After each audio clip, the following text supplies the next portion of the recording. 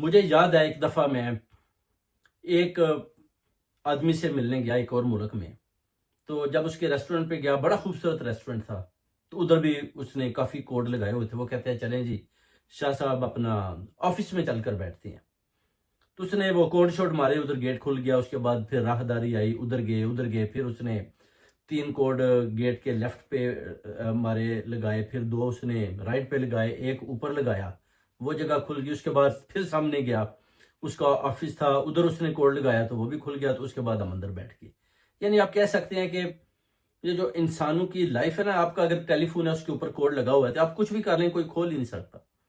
اسی طرح ہی کوڈوں کے ساتھ، یعنی اس طرح انسان کوڈوں کے ساتھ بندھا ہوا ہے کہ اگر آپ ایک ایپل فون ہے یا کوئی اور سیمسنگ فون ہے، ایک میں آپ کو بڑی اچھی سی مثال دیتا ہوں. تو آپ اس کے اوپر کوڈ لگا دیتے ہیں تو کوئی اس کو کھول نہیں سکتا. مگر جو کمپنی ان کوڈوں کو بناتی ہے، اگر آپ 1 لاکھ فون بھی دے دیں گے تو وہ آپ کے سارے سسٹم کو، فون کے سسٹم کو، ان کے پاس ایسے سافٹ ویئر ہیں، وہ اسی وقت ہی ان سارے فونوں کو اوپن کر دیں گے. اسی طرح جو انسان ہے، اس کے اندر جتنے بھی کوڈ لگے ہوئے ہیں، اس کا جو سافٹ ویئر ہے نا، وہ سارے اللہ تعالیٰ کی ذات کے پاس موجود ہیں.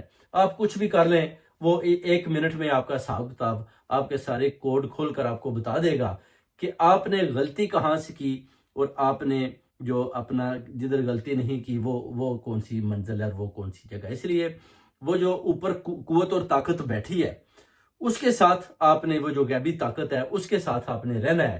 اگر آپ جنات اور اس طرح کی طاقتوں کے ساتھ چلنے کی کوشش کریں گے تو وہ سراسر دھوکہ ہے.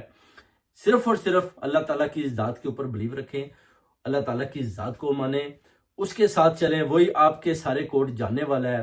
وہی جانتا ہے کہ میں دلوں کے حال بھی جانتا ہوں، اور میں یہ بھی جانتا ہوں کہ تم نے آگے کیا کچھ کرنا ہے. یہ ایسے ہی ہے کہ اگر وہ کہتا ہے کہ 3 رستے ہیں، تو میں کہتا ہوں کہ یہ 3 رستے ہیں، تو کون سے رستے سے جو ہے نا مجھے اپنی منزل پر جانا ہے.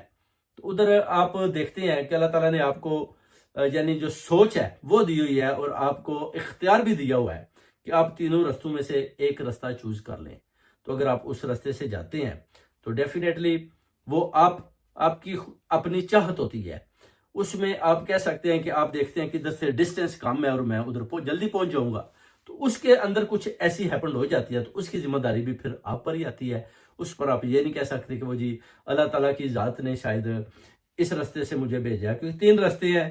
چوائس آپ کی ہے، پہنچنا آپ نے ہے. اللہ تعالیٰ کی ذات نے آپ کو 3 رستے دی ہے، سوچنے کا، سمجھنے کا آپ کو اختیار دیا.